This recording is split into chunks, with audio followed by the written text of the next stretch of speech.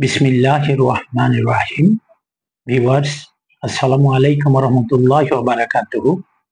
বরাবরের মতো শিশু স্বাস্থ্য চ্যানেলের পক্ষ থেকে অনেক অনেক শুভেচ্ছা এবং অভিনন্দন জানাচ্ছি আমাদের অগণিত দর্শক শ্রোতাদের। আশা করি ভালো আছেন সবাই। আজকে একটা অত্যন্ত জটিল, ঠিক না জটিল আমরা মনে করি, সিম্পল জিনিসটাকে জটিল করে আমরা তুলি। এই সমস্যা নিয়ে একটু আলোচনা করব। সেটা হলো শিশুর পায়ের ব্যথা এবং তার সাথে এসোটাইটার এর সম্পর্ক। এটা একটু মেডিকেলি চলে গেল, মেডিকেল টার্ম চলে আসছে। আমি যদিও মেডিকেল টার্ম বেশি ব্যবহার এই চ্যানেলে করতে চাই না, তবু আসছে। এসোটাইটার এই সম্পর্কে সবাই জানেন। কি জন্য বলছি? বিকজ বাচ্চাটার পায়ে ব্যথা দেখা যাচ্ছে, অথবা কেউ কোনো এক জায়গাতে ডায়াগনোসিস হয়ে গেছে রিউমেটিক ফিভার, এখন অথবা ডায়াগনোসিস হয়নি, মাঝে মাঝে এসোটাইটার করা হচ্ছে বা অ্যাডভাইস আসছে, সেই জায়গায় ল্যাব থেকে এরকম একটা শব্দ উচ্চারণ করা হয়, বাত জ্বর বেড়ে গেছে, বাত জ্বর বেড়ে গেছে। এতে মা বাবা তো দুশ্চিন্তাগ্রস্ত হবেনই, মা বাবা দুশ্চিন্তাগ্রস্ত অবশ্যই হবেন। এই দুশ্চিন্তা থেকে রক্ষার উপায় পাওয়ার জন্য আমি কিছু কথা বলতে চাই। পায়ের ব্যথা একটা কমন সমস্যা। আপনার শিশু যখন খেলাধুলার বয়স হয়ে যাবে, খেলাধুলা করবে, সারা বিকাল খেলাধুলা করে আসবে, সন্ধ্যাবেলা এসে বলবে মা পা টিপে দাও। বিশেষ করে কাপ মাসুলটা, পায়ের মানে নি জয়েন্ট আর অ্যাঙ্কেল জয়েন্টের মাঝামাঝি জায়গার যে মাংসটা, পায়ের যে মাংসটা, ফুলা মাংসটা থাকে, তাকে কাপ মাসুল বলে। এই মাংসটাই ব্যথা বেশি হবে এবং এই ব্যথার জন্য অনেক সময় মাকে বলবে মা ফিতা দিয়ে বেঁধে দাও, টিপে দাও। অনেক সময় দেখা যাচ্ছে অনেক মা বা নানি সারা রাত ধরে ওর পায়ের সেবা করতে চলে যাচ্ছে, আর সেই শিশুটা যদি একটু আরাম প্রিয় হয়, সারা রাত ধরে পা টিপে নেয় মাকে দিয়ে বা নানিকে নিয়ে। এটা প্র্যাকটিক্যালি আমরা পাই, তাই বলছি কথাটা। এই পায়ে ব্যথার সাথে কিছু রোগ জড়িত থাকে। এখন সব থেকে ইম্পর্টেন্ট রোগ হলো দুইটা বাচ্চাদের, একটা অ্যাকিউট রিউমেটিক ফিভার আর একটা রিউমেটয়েড আর্থ্রাইটিস, যাকে বলা হয় জুভেনাইল রিউমেটয়েড আর্থ্রাইটিসও বলা যায়। অ্যাকিউট রিউমেটিক ফিভার হলো বড় বড় জয়েন্ট গুলা ইনভলভ হয়, এবং এই জয়েন্ট ইনভলভ মানে নি জয়েন্ট, অ্যাঙ্কেল জয়েন্টের মতো বড় বড় জয়েন্ট গুলা ইনভলভ হয়, এবং এই জয়েন্ট গুলা ব্যথা একদিন বা দুদিন থাকে। একটু ব্যথার ওষুধ খাইলে জয়েন্টের ব্যথা ভালো হয়ে যায়, আর পাওয়া যায় না। বাট জুভেনাইল রিউমেটয়েড আর্থ্রাইটিসে দেখা যায় ছোট ছোট জয়েন্ট গুলা ইনভলভ হয়, এবং এই জয়েন্টের ব্যথা সহজে ভালো হয় না, দীর্ঘমেয়াদী হয়, ওষুধ চলে তবু ভালো হয় না। আমি এই দুইটা রোগ নিয়ে আর আলোচনা করতে যাচ্ছি না। আমি এইটুকুই বলতে চাচ্ছি, যখন শিশুটার বয়স 5 থেকে 15 বছরের মধ্যে হবে, তখন অ্যাকিউট রিউমেটিক ফিভার হওয়ার সম্ভাবনা বেশি। তো আপনাকে সচেতনতা বৃদ্ধির জন্য বলবো, এই 15 ইয়ার বয়স পর্যন্ত শিশু যদি পায়ের ব্যথার কথা বলে, আপনি অন্তত অ্যাঙ্কেল জয়েন্ট এবং নি জয়েন্ট আর অ্যাঙ্কেল জয়েন্ট, এই দুইটা জয়েন্টে আপনি একটু টেস্ট করবেন। কি টেস্ট করবেন? দেখবেন হাত দিয়ে জয়েন্টটা গরম হয়েছে কিনা, হাতের উল্টা পিঠ দিয়ে দেখবেন চামড়াটা গরম কিনা, এবং এই জয়েন্টে হাত দিলে শিশু অত্যন্ত ব্যথা পাবে এবং মুভ করতে কষ্ট হবে। এই তিনটা জিনিস আপনাকে দেখতে হবে। এর সাথে একটু লাল হতে পারে জয়েন্টটা, একটু খেয়াল করতে হবে। তাইলে জয়েন্টটা কেমন হতে পারে? জয়েন্টটা নড়াচড়া করতে কষ্ট হবে, হাত দিয়ে টিপ দিলে জয়েন্টটা বেশি ব্যথা অনুভূত হবে, এবং জয়েন্টটার যদি এইভাবে চামড়া দেখা যায়, হাতের উল্টা পিঠ দিয়ে দেখা যায়, একটু গরম মনে হবে, একটু লালচে হতে পারে।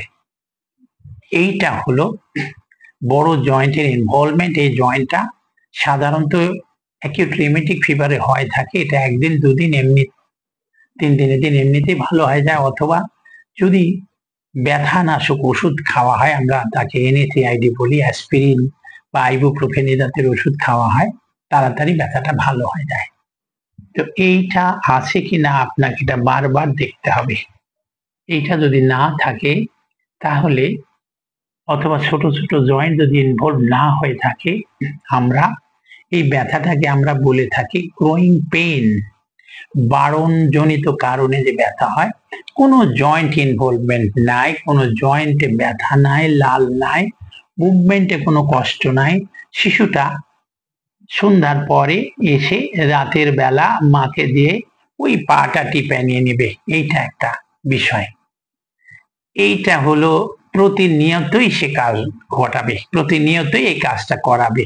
তবে যখন এই কাজটা করবেন আপনি দেন, পা টিপে দেন, মালিশ করে দেন, বাট জয়েন্টটা ফুলছে কিনা, জয়েন্টটা ব্যথা হয়েছে কিনা, জয়েন্ট লাল হয়েছে কিনা, জয়েন্ট ইনভলভমেন্ট আছে কিনা, আপনার প্রতিবারই আপনার চেক করা উচিত বলে মনে করি।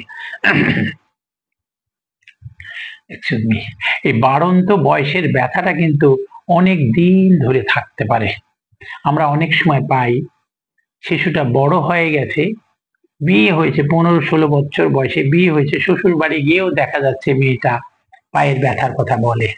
তখন এ নিয়ে অনেক জটিলতা সৃষ্টি হয়, সেই দিকে যাচ্ছি না।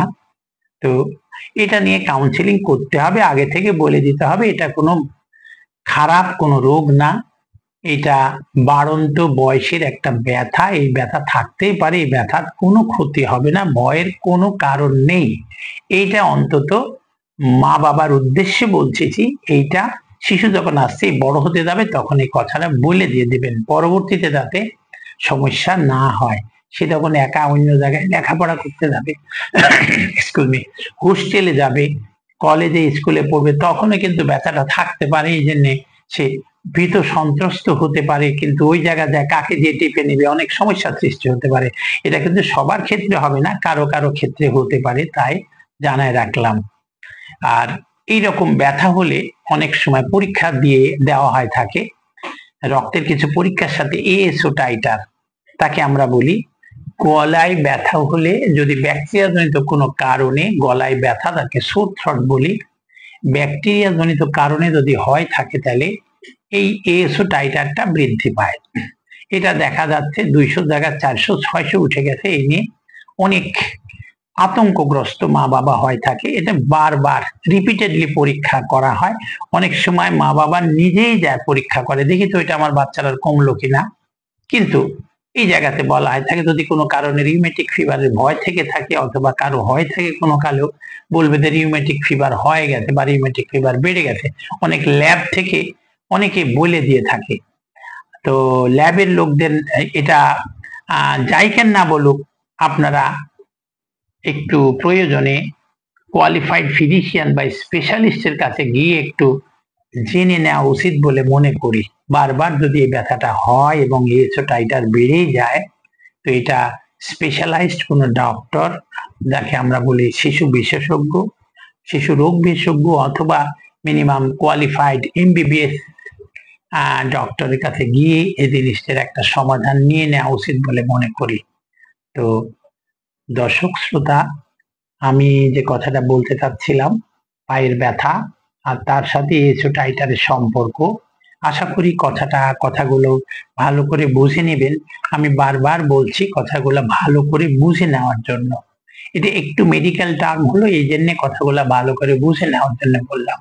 এএসও টাইটার দিয়েই বাত জ্বর নির্ণয় করা হয় না, আরো অনেক কিছু লাগে, এটা জেনে রাখবেন, এটা অবশ্যই জানতে হবে। এএসও টাইটার দিয়েই বাত জ্বর নির্ণয় করা হয় না, আরো অনেক কিছু লাগে।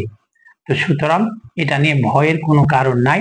এখন যা বাত জ্বর আস্তে আস্তে কমে গেছে, বাত জ্বরের প্রকোপ অনেক মেডিকেলি সবাই প্রায় কনসার্ট হয়ে গেছে এবং চিকিৎসা ভালো পাওয়া যাচ্ছে, এই কারণে বাত জ্বরের প্রকোপ অনেক কমে গেছে। তো আশা করি আমার এই বক্তব্য থেকে কিছুটা হলেও আপনারা উপকৃত হবেন।